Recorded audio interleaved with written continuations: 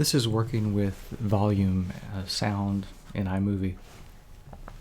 So I have an existing clip here, and one great feature of iMovie is there you can see if there's actually sound on a track. And here I can see with this video down here, I'll just use the playhead to scrub.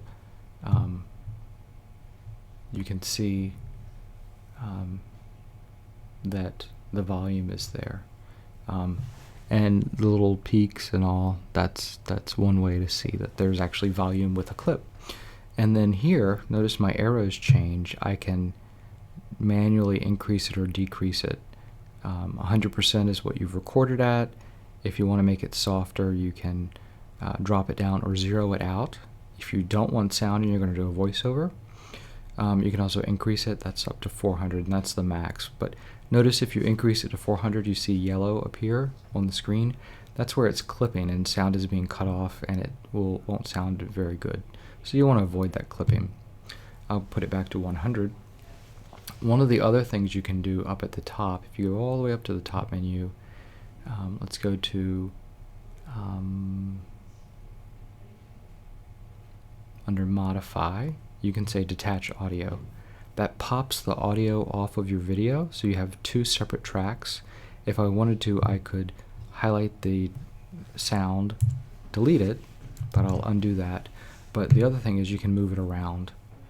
And you got to be careful with this, because if you have detached audio and you are working with someone that is talking, you want obviously you want it to match their mouth. You can really mess up and make it look kind of crazy. Also, when you're working with the sound bar here, at the very end, you'll see little white dots when you put your cursor there. That is a fade in and fade out. This is the fade out, and then the fade in. So you can actually manually do this yourself just by dragging it. You don't have much more control over that than dragging the dots. Up here by the canvas viewer, there's two sound buttons. One is here you can increase the sound. There's also an auto feature where you can just automatically improve the loudness. You can also do something called, it used to be called ducking. Now it just says lower the volume of other clips.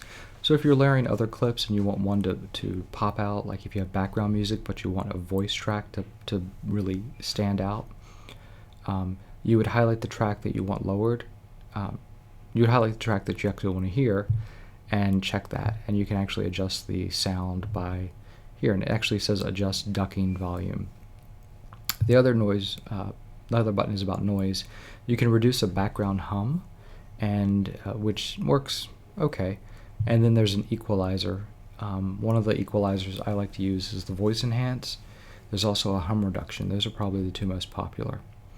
And once those are done, it affects your sound, and you can then work with it in your project. Hopefully you've improved it. You haven't done anything as far as degrading it. But that's the basics of working with sound in iMovie.